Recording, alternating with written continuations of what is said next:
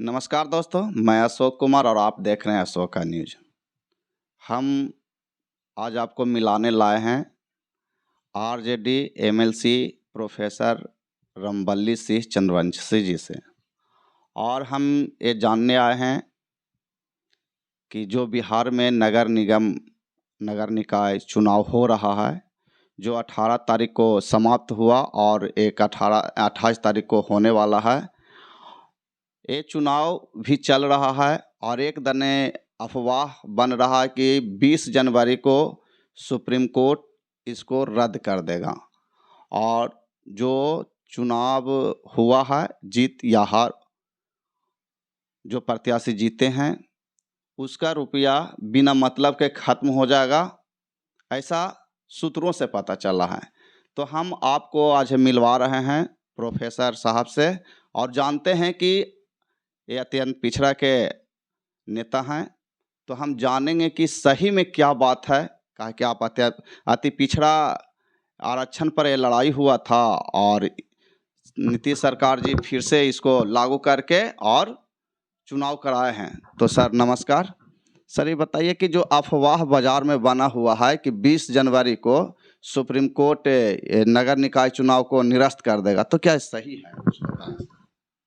देखिए, ये नगर निकाय चुनाव 18 और 28 तारीख की घोषणा जो हुई बिहार सरकार के निर्वाचन आयोग के द्वारा, इसके थोड़ी पृष्ठभूमि में जाना पड़ेगा आपको कि बिहार निकाय चुनाव में एक बार 4 नवंबर 2022 को पटना उच्च न्यायालय के द्वारा रोक लगाई गई थी।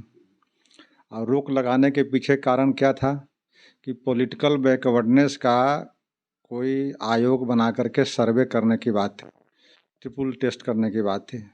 और इस पर निर्णय 2010 में भी हुए, 2021 में भी हुए और फिर 2022 में भी हुए। इन निर्णयों के आलोक में, सर्वोच्च न्यायालय के निर्णय के आलोक में, जब बिहार सरकार उस पर कदम नहीं उठाई तब उच्च न्यायालय ने इस पर रोक लगाई थी। लेकिन उच्च न्यायालय के रोक के बाद पुनः बिहार सरकार द्वारा पुनर्विचार याचिका दाखिल की गई और उसी पुनर्विचार याचिका दाखिल के क्रम में राज्य सरकार ने एक आनन फानन में एक्सट्रीमली बैकवर्ड कमीशन बनाया और उसके आयोग को ये सरकार के माध्यम से ये कोर्ट को सूचित किया कि हम 1 महीना के अंदर रिपोर्ट करा करके इसको चुनाव में जाएंगे। और उसी के तहत उन्होंने आयोग के, लेकिन इस बीच में जो याचिकाकर्ता थे सुनील जी, वो ये फिर सुप्रीम कोर्ट का दरवाज़ा खटखटाया और सुप्रीम कोर्ट में ने क्या कहा कि जो एक्सट्रीमली बैकवर्ड कमीशन बिहार के अंदर बनाए गए हैं वह डेडिकेटेड कमीशन नहीं है। यानी कि सुप्रीम कोर्ट या हाई कोर्ट के जो निर्देश था कि डेडिकेटेड कमीशन बने और वो सर्वे करे और सर्वे करने के बाद जो फलाफल आता है उस फलाफल से वो राज्य निर्वाचन आयोग को अवगत कराए, उसके अनुसार आरक्षण दी जाए। लेकिन जब डेडिकेटेड आयोग है ही नहीं, एक्सट्रीमली बैकवर्ड कमीशन, यह पहले ही सुप्रीम कोर्ट अपने वर्डिक्ट में कर चुका है अपने फैसला में, तो फिर यह जो डेट है आगामी 20 जनवरी को, इस बीच में 18 और 28 के जो राज्य सरकार या राज्य निर्वाचन आयोग द्वारा जो घोषणा की गई चुनाव का, और 18 तारीख के चुनाव हो भी गए, उसके रिजल्ट भी प्रकाशित हो गए 20 तारीख को।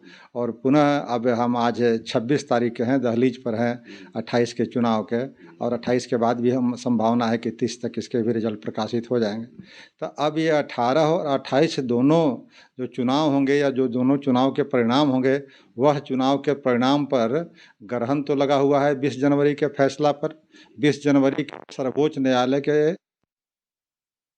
हुआ है कि अगर सर्वोच्च न्यायालय अपने पूर्व के निर्णयों पर कायम रहती है कि एक्सट्रीमली बैकवर्ड कमीशन को डेडिकेटेड कमीशन नहीं मानती है, तो फिर एक्सट्रीमली बैकवर्ड कमीशन के द्वारा जो प्राप्त रिपोर्ट हैं, जो सर्वे हैं, उस रिपोर्ट के आलोक में निर्वाचन को कैसे वैध मानेगी?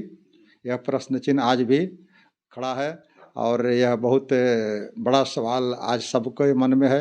अब सबको देखना है कि 20 जनवरी को सर्वोच्च न्यायालय का रुख क्या होता है।